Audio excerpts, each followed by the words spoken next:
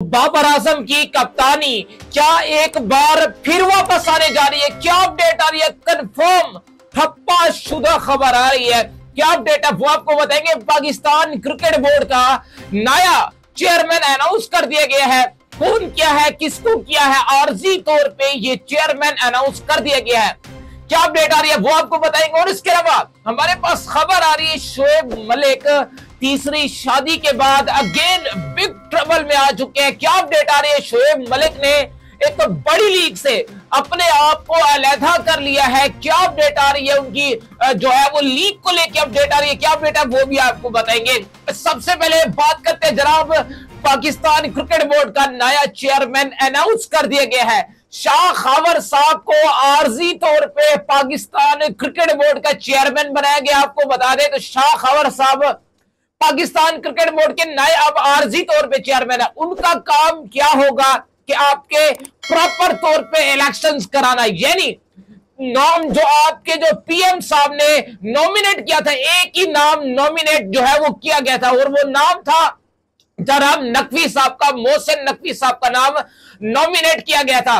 तो उस पर जो है वो खबर आ रही है कि जो है वो उससे पहले खबर साहब को इसीलिए अनाउंस किया गया है कि वो इलेक्शन कराएंगे, गवर्निंग बोर्ड को तश्कील देके इलेक्शन करा के फिर मोहसिन नकवी साहब को 3 साल के लिए पाकिस्तान क्रिकेट बोर्ड का चेयरमैन मुरक्किब कर देंगे। लेकिन उससे पहले क्योंकि ये आईसीसी के जो कानून है उसकी खिलाफ वर्जी पाकिस्तान क्रिकेट बोर्ड करने जा रहा था, तो उससे पहले जो ये लोग आए हैं, ये कुछ लोग बैठेंगे, बात करेंगे, आईसीसी को एतमाद में लेके पाकिस्तान क्रिकेट बोर्ड का जो चेयरमैन मोहसिन नकवी साहब है उसके बाद इनको अनाउंस किया जाएगा। ऐसा नहीं है कि आईसीसी से पूछे बगैर पाकिस्तान क्रिकेट बोर्ड का नया चेयरमैन मोहसिन नकवी साहब को नहीं लेके आ जाएगा। उससे पहले प्रॉपर तौर पे आईसीसी के कम्युनिकेशन की जाएगी आईसीसी के साथ।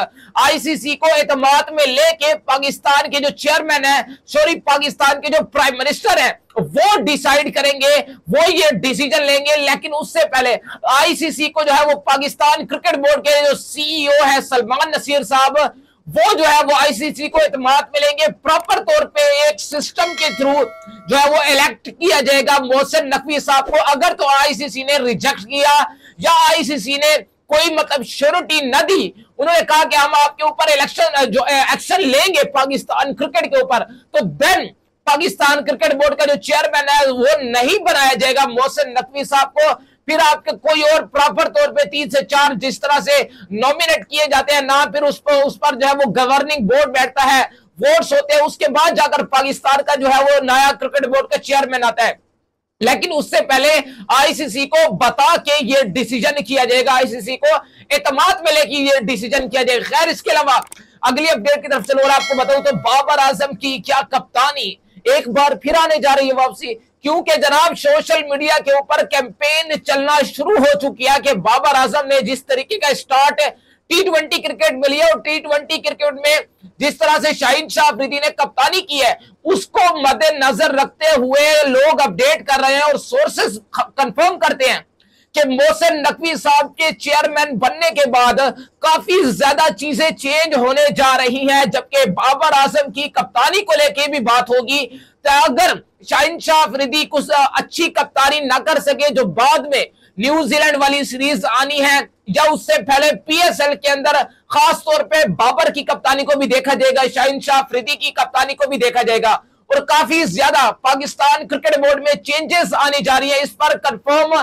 ठप्पा शुदा खबर है कि पाकिस्तान का जो नया चेयरमैन होगा मोहसिन नकवी साहब, वो काफी ज्यादा आपके टीम में चेंजेस, सेलेक्टर्स में चेंजेस काफी ज्यादा जो है वो हमने ये पास्ट में भी देखा है कि इस जैसी चीजें जो है वो पाकिस्तान क्रिकेट बोर्ड में चलती है। जब आपका नया चेयरमैन आता है वहीं से ही सिस्टम के पूरा का पूरा चेंज कर दिया जाता है, तब्दील कर दिया जाता है। तो खबरें आ रही है कि पाकिस्तान क्रिकेट बोर्ड का जो नया चेयरमैन मोहसिन नकवी साहब आएंगे, उसके फौरी तौर के बाद शायद बाबर आजम की कप्तानी को तीनों फॉर्मेट के लिए दोबारा रिव्यू किया जा सकता है। खैर, इसके अलावा शोएब मलिक साहब ने बांग्लादेश प्रीमियर लीग के 2 मैचेस खेलने के बाद एक बार फिर अपने आप को बांग्लादेश प्रीमियर लीग से उन्होंने अलग कर लिया है।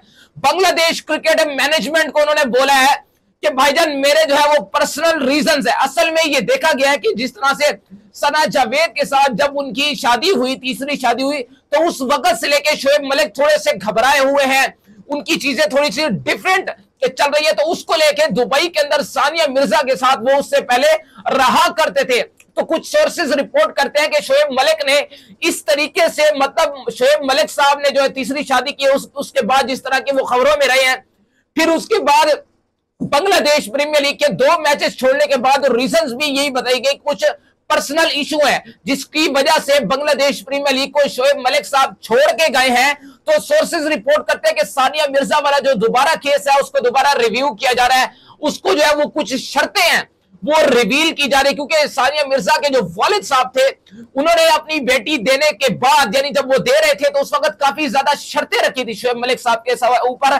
तो अब देखते हैं कि क्या T20 वर्ल्ड कप से पहले जो वो कह रहे थे कि जी मैं T20 वर्ल्ड कप के अंदर कंटेंडर बनना चाहता हूं, T20 वर्ल्ड कप 2024 खेलना चाहता हूं, तो क्या वो उस कंटेंडर लिस्ट में शामिल हो सकते हैं या नहीं शामिल हो सकते? क्योंकि स्टिल पाकिस्तान को रिक्वायर्ड तो है T20 के अंदर middle order proper genuine batsman की जरूरत है, जो शायद शोएब मलिक पूरी वो स्लॉट कर सकते थे। लेकिन अनफॉर्चुनेटली सीन ये हो चुका है कि वो इस वक्त बहुत ही ज्यादा मुश्किलात का उनकी जिंदगी जो है वो शिकार हो चुकी है।